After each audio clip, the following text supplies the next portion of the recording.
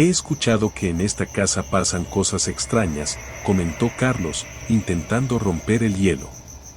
Son solo rumores, respondió el anciano con una sonrisa que no alcanzaba sus ojos.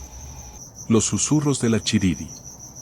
En los años 1940, en el pueblo de San Pedro del Río, un joven llamado Carlos, de 22 años, siempre sintió una extraña fascinación por lo paranormal.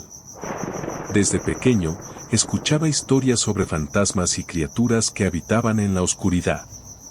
Una leyenda en particular lo cautivó, la historia de una casa en las afueras del pueblo, donde se oían lamentos y susurros que helaban la sangre. Carlos sabía que debía investigar, impulsado por una mezcla de curiosidad y desafío. Con el corazón palpitante, Carlos se acercó a los lugareños en la plaza del pueblo. Las miradas se tornaron sombrías al mencionar la casa.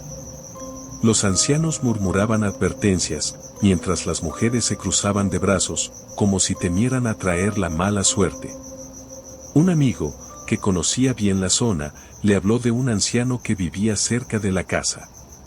Sin embargo, se negó a acompañarlo, advirtiéndole que había cosas que era mejor no conocer. 2 horas después, mientras Carlos reflexionaba sobre su decisión, un anciano extraño apareció en su puerta. Su rostro estaba surcado por arrugas profundas, y sus ojos brillaban con un destello inquietante.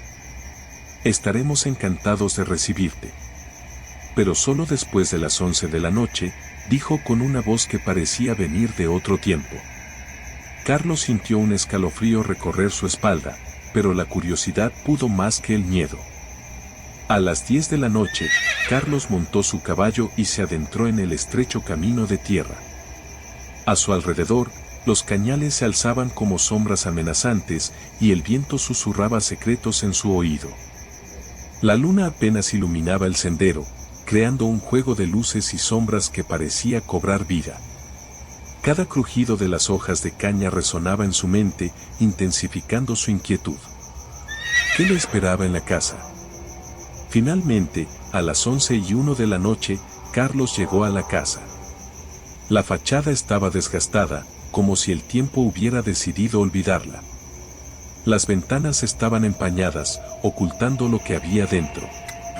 Al abrir la puerta, el anciano lo recibió con una sonrisa amable, pero sus ojos parecían esconder un secreto oscuro. A su lado, una mujer de rostro pálido y cabello canoso lo observaba en silencio, como si estuviera esperando algo. El anciano ofreció café, y Carlos aceptó, sintiéndose extraño en aquel lugar. Se sentó en una silla antigua, y el café, aunque frío, tenía un sabor sorprendentemente bueno. «He escuchado que en esta casa pasan cosas extrañas», comentó Carlos, intentando romper el hielo. «Son solo rumores», respondió el anciano con una sonrisa que no alcanzaba sus ojos. La esposa permanecía en silencio, su mirada fija en Carlos, como si lo estuviera estudiando. Conforme la conversación avanzaba, la atmósfera se volvía más pesada.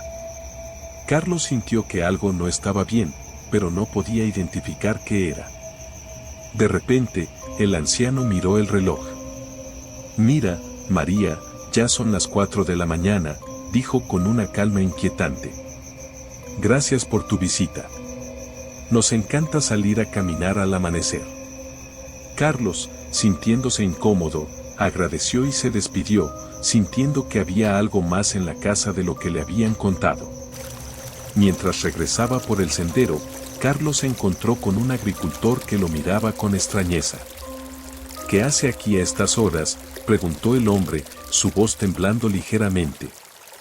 «Pasé la noche con los ancianos de esa casa», respondió Carlos, sintiéndose orgulloso de su valentía. El rostro del agricultor palideció, y su expresión se tornó grave. «Eso es imposible. Esa casa está abandonada desde hace más de 50 años.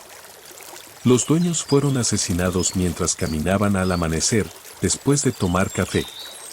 Un escalofrío recorrió el cuerpo de Carlos. ¿Con quién había estado todo este tiempo? Miró hacia atrás, y su corazón se detuvo al ver la puerta de la casa cerrándose de golpe. El viento aullaba a su alrededor, como si los espíritus estuvieran riendo de su ignorancia. La verdad se instaló en su mente, había estado con los fantasmas de aquellos que nunca abandonaron su hogar, atrapados en un ciclo de horror y desesperación.